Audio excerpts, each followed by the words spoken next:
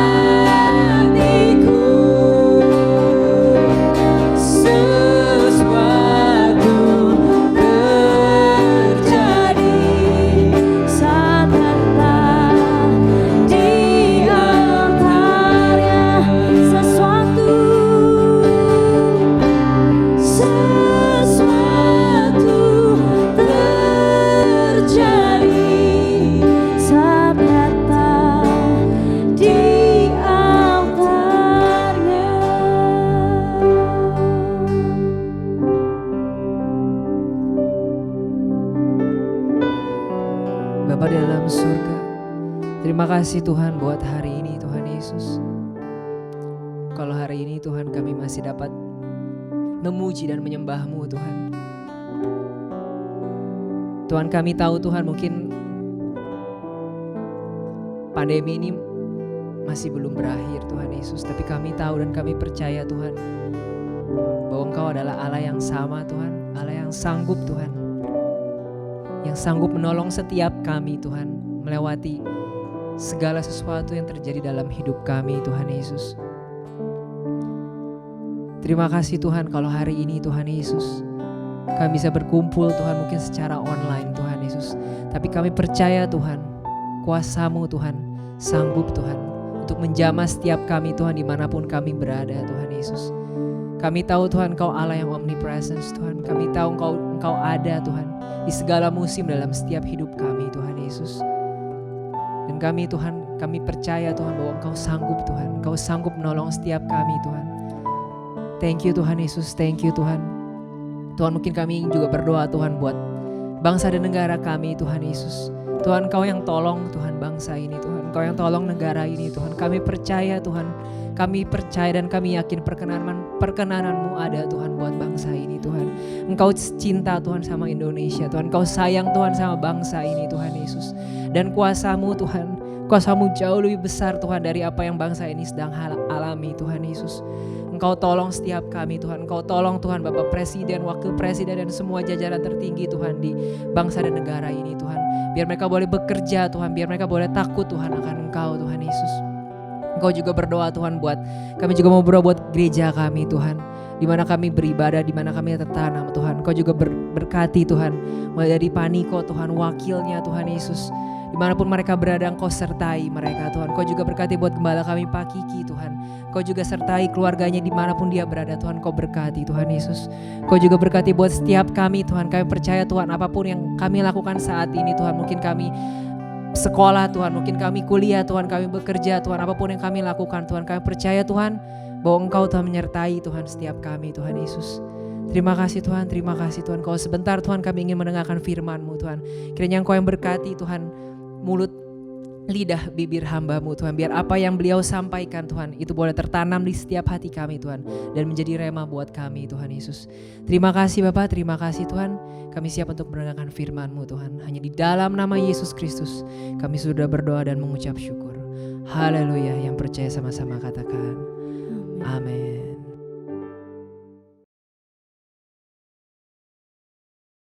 Mari sebelum kita mendengarkan kebenaran firman Tuhan, mari bersama-sama kita bersatu di dalam doa. Bapa di dalam surga, kami mengucap syukur buat kesempatan pada ibadah online kali ini Tuhan. Setiap kami yang menyaksikan dimanapun kami berada saat ini Tuhan, kami percaya Engkau hadir bersama dengan kami Tuhan. Mari Tuhan berbicaralah buat setiap kami lewat setiap kebenaran firman yang akan kami dengar pada saat ini Tuhan.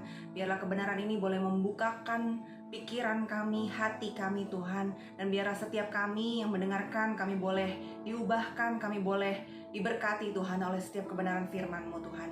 Pada kesempatan ini kami serahkan semuanya hanya di dalam nama Tuhan kami Yesus Kristus. Haleluya. Amin. Oke, sekali lagi Shalom NYS. Kita berjumpa lagi pada kesempatan kali ini. Terima kasih buat kesempatan yang diberikan buat saya untuk bisa menyampaikan kebenaran firman Tuhan lewat ibadah online ya kali ini ya. Walaupun situasi masih dalam kondisi pandemi, tapi tidak mengurangi semangat kita untuk kita tetap beribadah dan mendengarkan kebenaran firman Tuhan. Amin. Oke, saya berharap setiap teman-teman dalam kondisi yang sehat. Dan bersama-sama pada kesempatan ini kita mau kembali mendengarkan kebenaran firman Tuhan. Dan pada kesempatan ini saya mendapatkan tema yaitu terkait dengan obedience atau ketaatan ya. Nah, kali ini saya akan menyampaikan lewat judul saya pada hari ini yaitu One Small Steps. Ya, oke teman-teman, di zaman berkembang saat ini ya, dengan kemajuan yang sangat pesat dalam teknologi, perkembangan ilmu yang ada, memang membuat kita punya sudut pandang atau kebenaran yang menurut kacamata kita pribadi itu benar menurut kita. Ya, karena berbagai teknologi yang sudah canggih, lalu ilmu-ilmu, berbagai resource yang bisa kita cari, gali lebih dalam. Kadang-kadang itu yang tanpa sadar membuat kita punya sudut pandang menurut kacamata kita pribadi yang kita sudah bikin gitu ya, sudah ada patternnya, sudah ada standar yang sudah kita pasang buat diri kita sendiri. Jadi berbagai pendapat, ide, kritik, bahkan pemahaman yang kita buat sendiri sering kita anggap benar dan baik menurut pandangan kita. Sekali lagi ya, jadi berbagai pendapat, ide kita, bahkan mungkin pemahaman yang kita buat sendiri kita anggap benar dan baik menurut pandangan kita sendiri. Nah teman-teman, mari kita sama-sama mau lihat kebenaran firman Tuhan lewat kisah Petrus yang menarik berikut ini. Di dalam Matius 16 ayat 21 sampai dengan 23, mari kita baca sama-sama ya. Sejak waktu itu Yesus mulai menyatakan kepada murid-muridnya bahwa ia harus pergi ke Yerusalem dan menanggung banyak penderitaan dari pihak tua-tua, imam-imam kepala dan ahli-ahli Taurat, lalu dibunuh dan dibangkitkan pada hari ketiga. Ini kisah sebelum Yesus diserahkan ya. Ayat 22, tetapi Petrus menarik Yesus ke samping dan menegur dia, katanya, Tuhan, kiranya Allah menjauhkan hal itu sekali-kali takkan menimpa engkau. Maka Yesus berpaling dan berkata kepada Petrus, enyahlah iblis, engkau suatu batu sandungan bagiku, sebab engkau bukan memikirkan apa yang dipikirkan Allah, melainkan apa yang dipikirkan manusia. Teman-teman, ini suatu kisah yang kita udah pernah sering kita dengar ya terkait dengan Petrus. Kisah yang sungguh menarik yang tersirat dalam kisah ini. Dalam hal ini apa yang dipikirkan dari ucapan Petrus ya? Dia berpikirkan pada ayat 22 itu, Tuhan, kiranya Allah menjauhkan hal itu dan sekali-kali tidak menimpa engkau. Ya mungkin bisa saja kita berpikir dalam kacamata kita ya, pemikiran kita bahwa ya nggak ada yang salah sih dengan ucapan Petrus ya, karena hal itu kan baik. Menurut Petrus yang diinginkan itu agar Yesus terhindar dari hal yang tidak diinginkan ya, terkesannya baik dan wajar. Saya dulu berpikir bisa jadi jika kita seperti Petrus pada saat itu ya, dan kita tahu Yesus apa yang akan dialami oleh Yesus pada saat itu. Mungkin kita secara kacamata manusia kita bisa berpikir, Tuhan sekiranya jangan sampai hal itu terjadi. Tapi yang menarik dalam kisah ini teman-teman, Yesus bilang, enyahlah iblis. Wow, Petrus dibilang seperti iblis ya, enyahlah iblis. Oke, kita akan bahas lebih jauh terkait kisah Petrus ini. Kalau teman-teman perhatikan dari apa yang dikisahkan dalam Matius ini ya, terkait dengan Matius 16 ayat 21-23 ini, Petrus dikatakan oleh Yesus bahwa engkau bukan memikirkan apa yang dipikirkan Allah, melainkan apa yang dipikirkan manusia. Engkau bukan memikirkan apa yang dipikirkan Allah, melainkan apa yang dipikirkan oleh manusia. Berbicara mengenai ketaatan atau obedience, kita memang yakin bahwa Tuhan melakukan bagiannya, tapi dalam hidup kita sehari-hari kita perlu melakukan bagian kita, teman-teman. Tuhan melakukan bagiannya, kita melakukan bagian kita. Dan dalam kisah Petrus tadi, kita mau belajar prinsip juga di dalam khotbah saya pada kali ini, yaitu One Small Steps.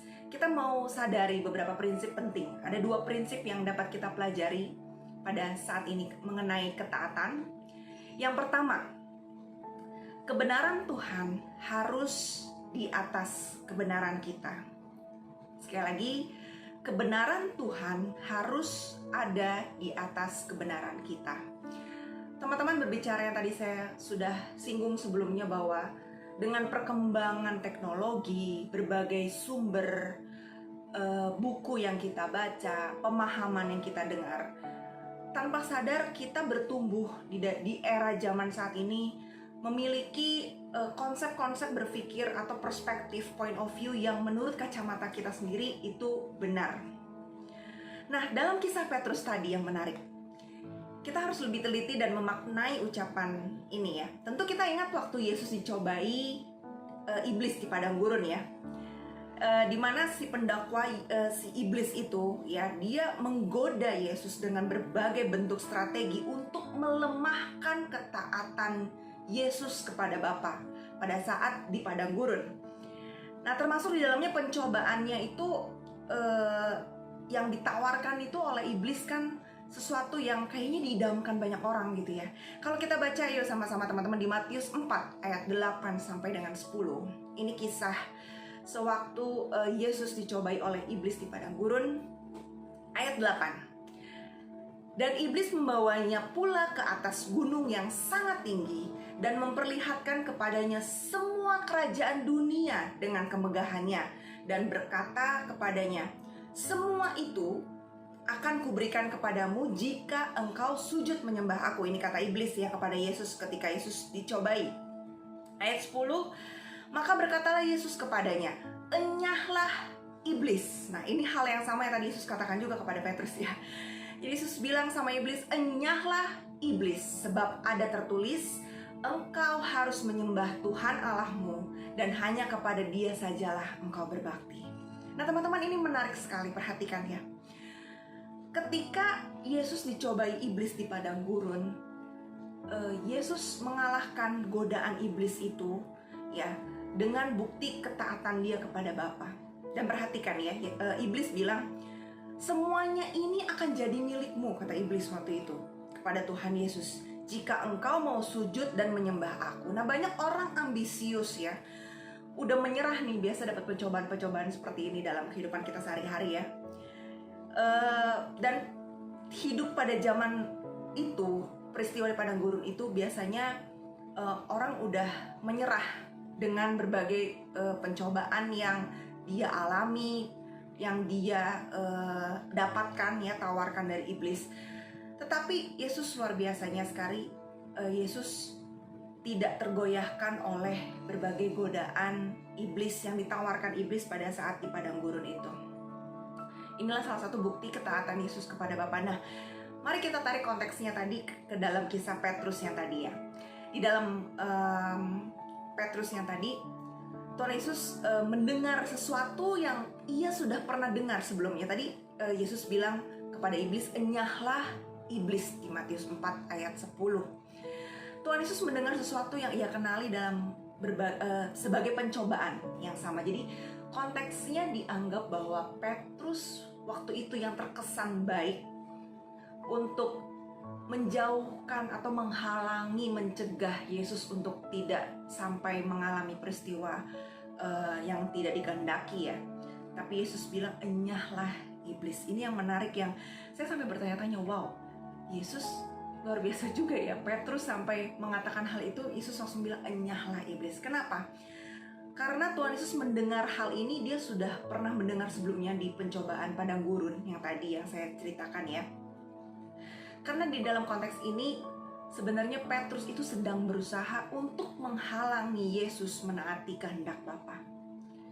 Jadi Petrus sedang berusaha untuk menghalangi Yesus menaati kehendak Bapa.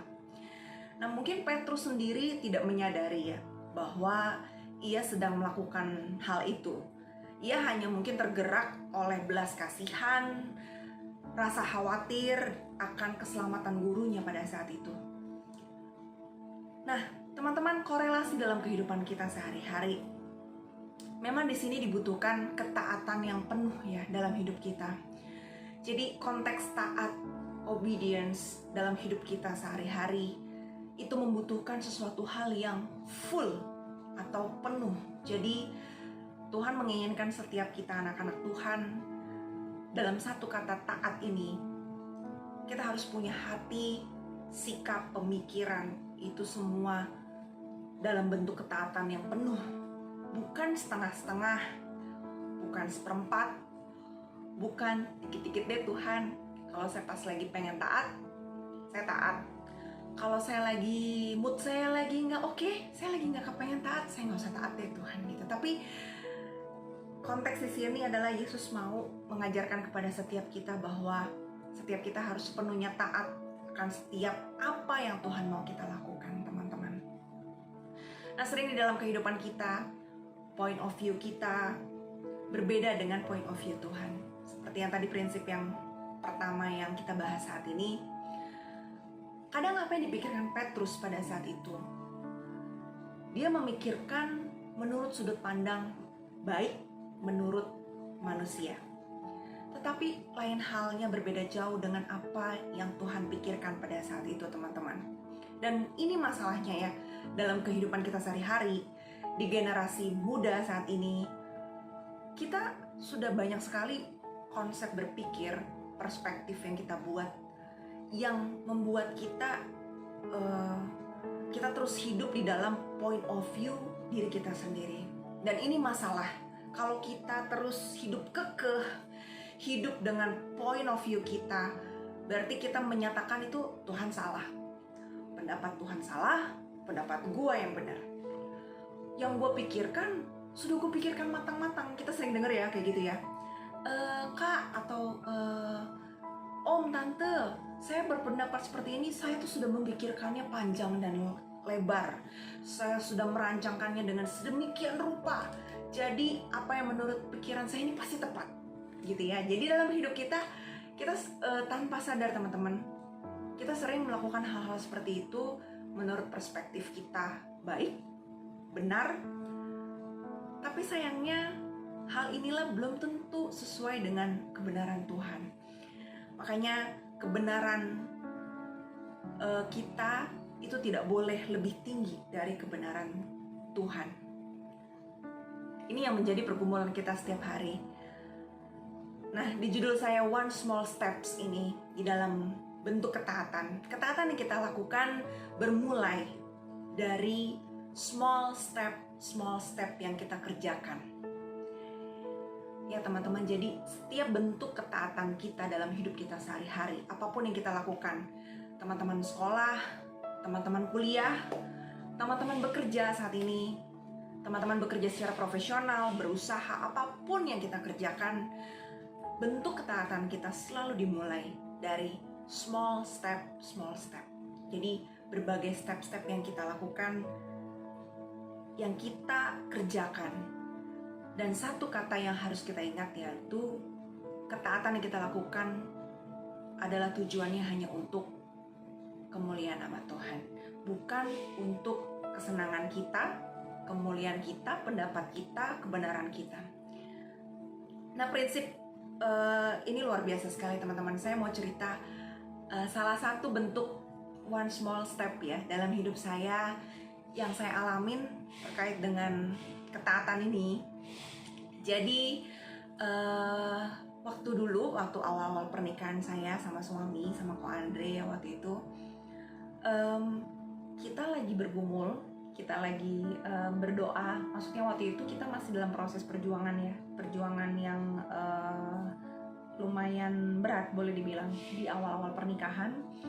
Dan kami memutuskan kita pengen punya speaker ceritanya. Jadi punya speaker untuk jadi kalau di TV atau di audio kita bisa dengar pakai speaker gitu ya.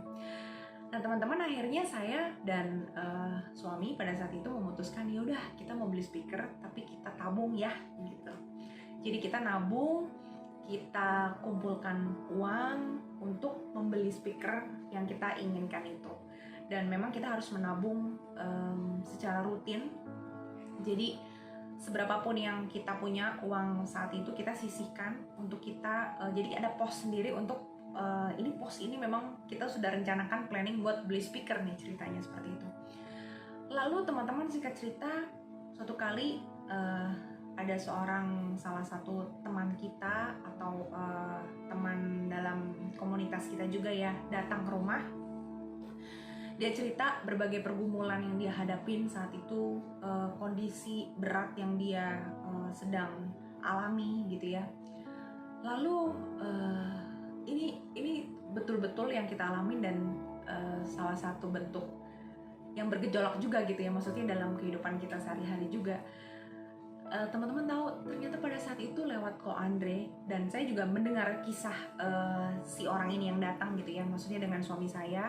Lalu akhirnya kita berdiskusi, sepertinya Tuhan menggerakkan hati saya dan suami untuk bilang kasih sejumlah uang terhadap orang ini yang sedang datang. Dia sebenarnya nggak lagi minta uang sama kita, cuma kita seperti dapat dorongan atau suara yang sepertinya Tuhan suruh kasih dia.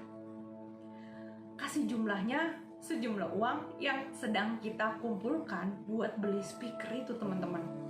Nah, buat kita, kalau kita memang duitnya memang ada saat itu, memang ya udah kita kasih lebih dengan gampangnya, mungkin itu akan lebih mudah.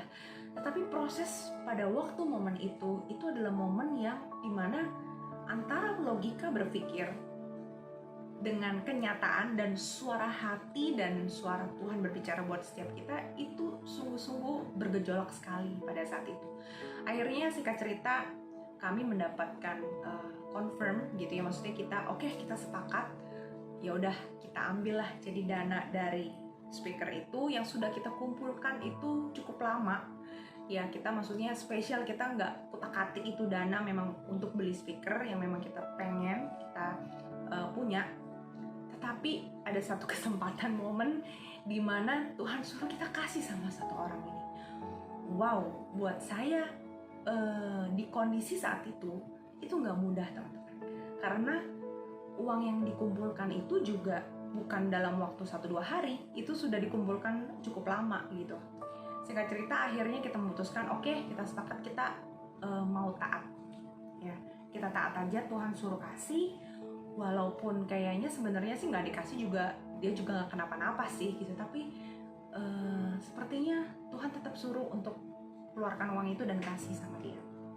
Akhirnya kita kasih sejumlah uang dari speaker itu semuanya semuanya kita kasih, dan akhirnya dia mendapatkan bantuan support dari kita gitu ya, maksudnya memang kita tergerak, Tuhan suruh kasih, ya udah kita kasih.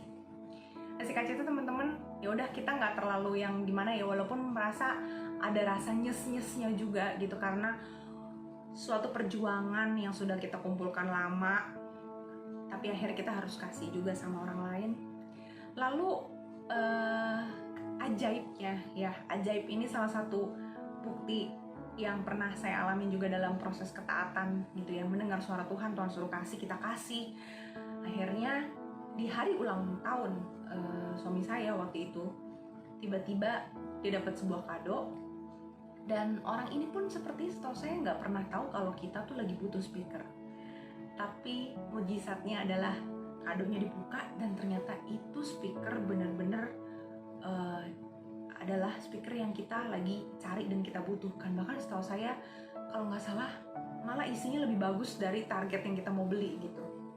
Wow, saya cuma merasa bahwa wah Tuhan, ternyata apa yang kita lakukan, maksudnya ketika bukti taat kita sama Tuhan, melakukan sesuatu yang memang Tuhan suruh lakukan, kita kerjakan walaupun itu di luar pemikiran, di luar logika kita, di luar dari hitungan kalkulator kita mungkin, tetapi Tuhan suruh kita kerjakan, kita lakukan. Saya melakukan Tuhan. Dan singkat cerita akhirnya kita malah dapat speaker gratis, teman-teman. Jadi balik ke konteks firman Tuhan yang saya mau sampaikan pada prinsip yang pertama ini ya teman-teman, bahwa kebenaran Tuhan harus ada di atas kebenaran kita. Sekali lagi, kebenaran Tuhan harus ada di atas kebenaran kita. Yang artinya walaupun point of view kita, kenyataan di depan mata kita terkadang membuat kita ragu, buat kita bimbang, gak masuk akal dan logika. Namun ketika kita tahu Tuhan yang menyuruh kita untuk kita melakukannya, maka kita harus melakukan hal itu. Step atau langkah kita untuk kita taat. Ini adalah prinsip yang luar biasa yang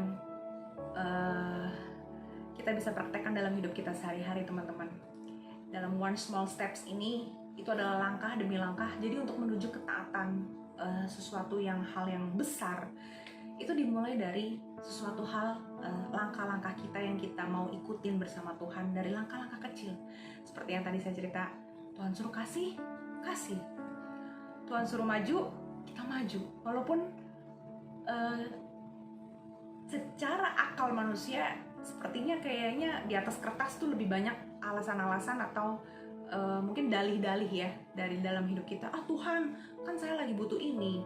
Tuhan, kan saya lagi begini. Tetapi kalau kita mau belajar untuk taat, inilah proses dalam hidup kita yang kita harus jalankan, teman-teman. Nah, kita mau lihat lebih dalam lagi dalam prinsip yang kedua. Dalam prinsip yang kedua, dalam kisah One Small Steps ini, yang harus kita ingat, prinsip yang kedua adalah butuh iman dan keberanian dalam melangkah. Dalam ketaatan, teman-teman, selalu yang namanya butuh iman. Setiap kali Tuhan menunjukkan jalan, kita perlu melihat dengan benar, dengan kacamata yang benar ya. Dan melihat sesuatu yang benar itu butuh iman. Melihat sesuatu yang benar, kita butuh yang namanya iman. Mengapa butuh iman dan keberanian? Karena Tuhan tidak pernah selalu, sekali lagi ya, ingat statement ini baik-baik. Kenapa kita butuh iman dan keberanian untuk melangkah, untuk taat? Karena Tuhan tidak selalu membuka gambaran besar dari rencananya. Wow. Karena dalam hidup kita, tokoh-tokoh Alkitab pun ya, kalau teman-teman pelajari dalam kisah-kisah yang ada di Alkitab, Tuhan tidak pernah membukakan sebuah plan yang jelas dari ujung sampai ujung gitu ya. Maksudnya habis dari sini nanti akan begini gitu. Tetapi semua dimulai dari langkah demi langkah kecil yang akan menuju ke dalam satu proses perjalanan ketaatan kita bersama dengan Tuhan. Dan ini yang namanya butuh iman dan keberanian, teman-teman. Karena kita nggak bisa bilang kita mau taat sama Tuhan, Tuhan saya mau taat, Tuhan saya mau bergerak seperti apa yang Tuhan mau, tetapi kita nggak pernah punya iman dan keberanian untuk kita melangkah. Itu nggak bisa dibilang bahwa kita itu taat. Nah, kisah firman Tuhan kali ini kita mau lihat, kalau teman-teman ingat contoh Abraham, saat dipanggil Tuhan, Abraham tidak langsung keluar, maksudnya Abraham nanti keluar, kamu akan menuju tanah Kanaan. Tuhan tidak mengatakan jelas pada saat itu, tidak. Abraham bergerak dulu. Pada saat Abraham bergerak, berjalan sesuai apa yang Tuhan perintahkan dalam hidup dia, sampai kemana dia harus melangkah. Nah, itu yang namanya one small steps ya. Jadi Abraham bergerak melangkah, walaupun Abraham belum mendapatkan gambaran besar kemana dia harus pergi, apa yang harus dia lakukan, tapi dia belajar untuk taat, dan dia berjalan step demi step sesuai dengan petunjuk Tuhan, dan dia taat, teman-teman. Nah, untuk menyederhanakannya ya, ibarat teman-teman nih lagi pergi, zaman sekarang kan kita semua saya rasa udah fasih dengan yang namanya Google Maps, atau yang satu lagi biasanya pakai Waze ya biasanya ya. Nah, teman-teman biasanya anggaplah kita mau ke daerah tertentu. Nah, teman-teman pasti kan akrab ya dengan aplikasi map yang ada di handphone kita masing-masing nih gitu. Nah, biasanya kalau kita ke daerah-daerah tertentu, saya juga gitu ya, misalkan saya nggak tahu jalan ke tempat ini, sekarang udah lebih gampang. Kita zaman generasi kita ini udah tinggal klik, cari, nanti aplikasinya akan membantu kita untuk mengarahkan menuju tujuan kita. Nah, aplikasi itu bekerja itu saat kita berjalan kan. Sekali lagi ya, aplikasinya itu bekerja berjalan pada saat kitanya bergerak berjalan. Kalau kitanya lagi diem, dia juga panahnya biasanya diem-diem aja gitu ya, nggak akan bergerak juga. Tetapi ketika kita berjalan, kita lagi nyetir, mengendarakan kendaraan, ketika berjalan, maka dia akan kasih petunjuk lagi. Berjalan 100 meter, turn left, ya, lalu 200 meter, turn right, dan seterusnya. Sebenarnya ini konsep yang sama dalam kehidupan kita sehari-hari ya. Kalau kita nggak bergerak, maka petunjuk itu juga tidak akan mengarahkan kita step by step ke tempat yang kita mau tuju gitu, teman-teman. Walaupun mungkin kalau kita bisa lihat secara keseluruhan itu ada sih alurnya ya, kiri kanan 200 meter segala macam, tetapi ketika kita mulai bergerak melangkah, maka petunjuk itu akan muncul lagi. Lalu kita ikutin lagi, belok kanan, belok kiri, stop gitu ya. Kadang-kadang malah dia kasih tahu hati-hati kalau ada polisi di depan dan lain sebagainya. Ini hanya contoh untuk menyederhanakan bahwa dalam hidup kita sehari-hari, untuk kita bisa berjalan one small step bersama dengan Tuhan, kita butuh yang namanya iman dan keberanian. Teman-teman, ingat kisah Samuel.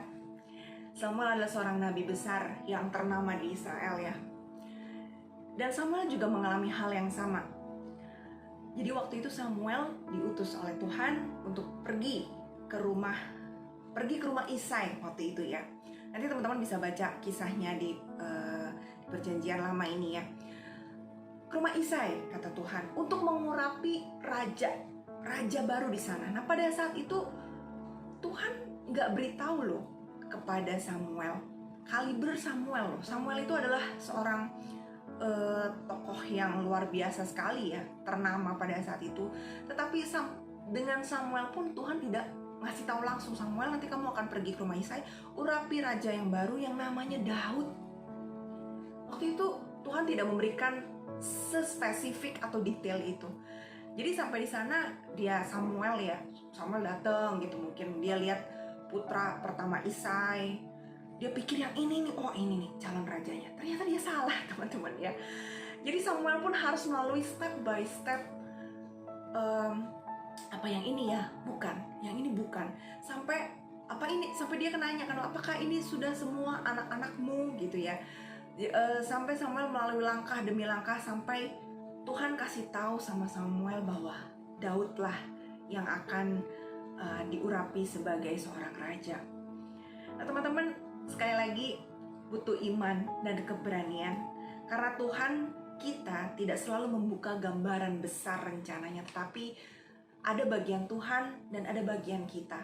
Dalam hidup kita sehari-hari kita sering bilang, Tuhan saya mau taat, Tuhan saya mau ikut hidup dalam kehendak-Mu, Tuhan saya mau pakai aku Tuhan menjadi alat kemuliaan Tuhan, dan lain sebagainya teman-teman.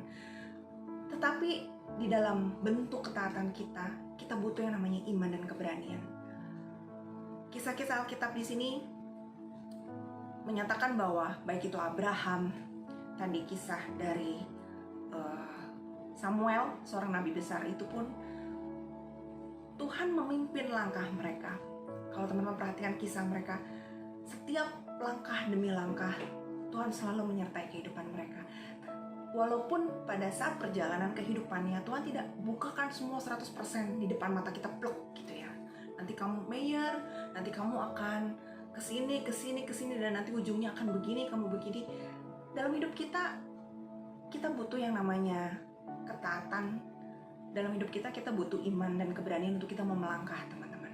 Jadi one small steps ini adalah step-step kecil dalam hidup kita yang kita anggap kayaknya kok cuma gini doang Tuhan. Percaya teman-teman bahwa setiap step demi step yang kita lakukan dalam setiap hidup kita, bentuk ketaatan kita sama Tuhan. Kita nggak boleh pernah remehkan ya. Jadi jangan pernah meremehkan satu langkah ketaatan, karena kita tidak pernah tahu satu langkah kecil ketaatan akan membawa kita ke langkah berikutnya.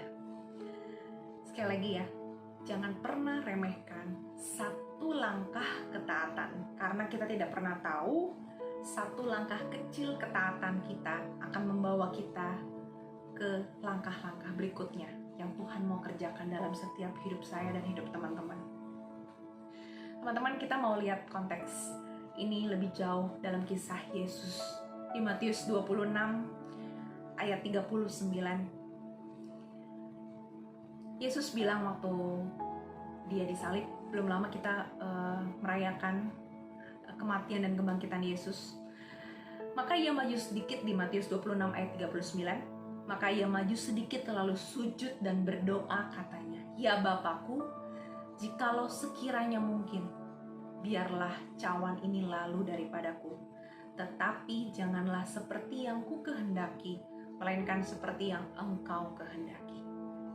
Teman-teman, kalau kita baca kisah ini, Yesus juga mengalami momen masa-masa di mana dia ketaatannya diuji. Ya. Dalam momen itu sebenarnya Yesus bisa saja kalau dia tidak taat, dia tidak jadi penyelamat kita gitu ya. Tapi justru dalam doa ini ketaatan Yesus teruji. Dan Yesus memilih tetap taat dan mengikuti kehendak Bapa bahkan sampai dia mati di kayu salib. Itu adalah bukti ketaatan Yesus yang luar biasa dalam hidupnya. Dan Yesus pun dalam hidupnya setiap step demi step yang dia kerjakan, dia mengikuti setiap tuntunan Tuhan dalam hidupnya. Sampai dia mati di kayu salib dan bangkit dan menebus setiap dosa kita. Nah teman-teman, dalam hidup kita, one small steps ini dibutuhkan. Jadi hal-hal kecil ya kadang-kadang yang membuat kita sebenarnya Tuhan udah suruh kita untuk melakukan, tapi kadang-kadang kita sulit untuk melakukan. Padahal yang Tuhan suruh itu sebenarnya nggak susah kok. Yang susah adalah pemikiran kita, logika kita, dan diri kita sendiri. Karena kadang-kadang yang Tuhan suruh lakukan sebenarnya itu gampang. Kalau kita mau cek dalam hidup kita ya teman-teman, Tuhan suruh melakukan A, Tuhan suruh pergi ke kanan, kita nggak mau ke kanan. Tuhan, kanan jurang, serem tuh, di ujungnya kayak ada jurang. Tapi kita yakin bener kayaknya Tuhan suruh kita untuk ke kanan. Tapi kita banyak mengelak, kita banyak nggak berani akhirnya melangkah, sedikit pun nggak berani melangkah karena kita udah terlalu punya pemikiran, pemahaman kebenaran kita sendiri. Lalu yang kedua tadi, kita butuh iman dan keberanian, atau mungkin kita nggak punya keberanian untuk kita melangkah. Nah disinilah bentuk obedience, ketaatan kita di dalam Tuhan itu perlu diuji teman-teman. Dalam hidup kita, saya percaya setiap kita punya tantangan masing-masing, khususnya di masa pandemi seperti ini. Banyak sekali hal-hal yang terjadi di luar pemikiran dan logika kita. Tetapi yang saya percaya satu hal teman-teman, setiap kita ketika kita maju satu langkah, Tuhan akan menunjukkan langkah berikutnya. Kita maju satu langkah, Tuhan bukakan lagi langkah berikutnya. Dan jangan pernah takut, karena setiap bentuk ketaatan kita percaya Tuhan beserta dengan kita. Jadi setiap langkah apapun, kita nggak usah takut kalau bagaimana ya kak, ternyata langkah yang saya ambil, ketaatan saya ambil ternyata kok salah, atau kadang membuat hidup kita jadi turun. Nah teman-teman, dalam setiap proses kehidupan, untuk menuju setiap jalur panjang ketaatan ini, nggak semuanya jalan yang lurus. Ya, bisa jadi Tuhan bawa kita naik dulu, agak turun dikit untuk menuju makin naik, dan sebagainya. Itu proses dalam hidup kita di mana Tuhan mau membentuk kita semakin hari semakin serupa dengan Kristus. Dan saya percaya lewat kebenaran firman ini, prinsip yang pertama, bahwa kebenaran Tuhan harus ada di atas kebenaran kita. Dan yang kedua, kita membutuhkan iman dan keberanian untuk kita melangkah. Mari teman-teman, kita mau satukan hati kita berdoa sama Tuhan. Apapun yang sedang kalian alami, mungkin kalian sedang bergumul untuk melakukan suatu hal, atau bentuk ketaatan yang sepertinya kayaknya kok berat sekali. Tapi kita percaya bahwa setiap orang yang dipilih oleh Tuhan, Tuhan gak pernah meninggalkan setiap mereka. Satu langkah kecil akan membawa kita menjadi ke langkah-langkah berikutnya, menjadi gambaran yang utuh dalam hidup kita yang Tuhan sediakan buat setiap kita. Mari sama-sama kita berdoa. Bapa di dalam surga, kami mengucap syukur untuk kebenaran firman yang sudah kami dengar Tuhan pada saat ini. Terima kasih Tuhan kalau kami boleh diingatkan kembali, untuk kami boleh hidup menjadi anak-anak-Mu yang taat Tuhan. Tuhan ampuni kami kalau di antara kami masih ada yang hidup dengan kebenaran-kebenaran kami, cara kami berpikir, strategi kami Tuhan, pemikiran kami Tuhan. Tuhan ampuni setiap kami Tuhan. Kami mau hidup sesuai dengan bukan apa kebenaran kami Tuhan, tapi kebenaran Tuhan di atas dari kebenaran kami Tuhan. Kalau kami mau belajar Tuhan untuk juga memiliki iman dan keberanian untuk kami melangkah Tuhan dalam hidup kami Tuhan sehari-hari. Tuhan pimpin setiap langkah kami Tuhan. Tuhan jagai kami Tuhan. tuntun setiap proses demi proses yang Tuhan mau kerjakan dalam hidup kami Tuhan. Karena kami percaya Tuhan, Kau selalu ada bersama dengan kami dan Kau tidak pernah meninggalkan setiap kami Tuhan. Mari Tuhan, buat teman-teman yang menyaksikan video ini, aku berdoa Tuhan, biar hidup mereka Tuhan Yesus boleh semakin hari mereka boleh semakin serupa dengan Kristus. Mereka boleh hidup taat Tuhan, menjalankan setiap apa yang Tuhan mau, bukan apa yang kami mau Tuhan.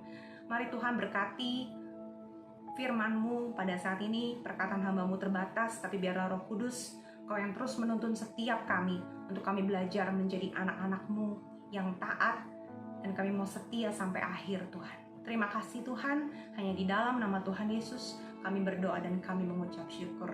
Haleluya, amin. Oke teman-teman, terima kasih buat kesempatan yang diberikan. Saya percaya semoga firman Tuhan ini memberkati setiap kita, dan maju terus di dalam Tuhan. God bless you all. Bye-bye. Mari sama-sama kita angkat kedua tangan kita arahkan hati kita, dan terimalah berkat ini. Kiranya kasih Allah Bapa di dalam Putra yang tunggal Tuhan Yesus Kristus dan persekutuan yang manis dengan Roh Kudus menyertai kita semua mulai hari ini sampai Tuhan Yesus datang menjemput kita, bahkan sampai selama-lamanya.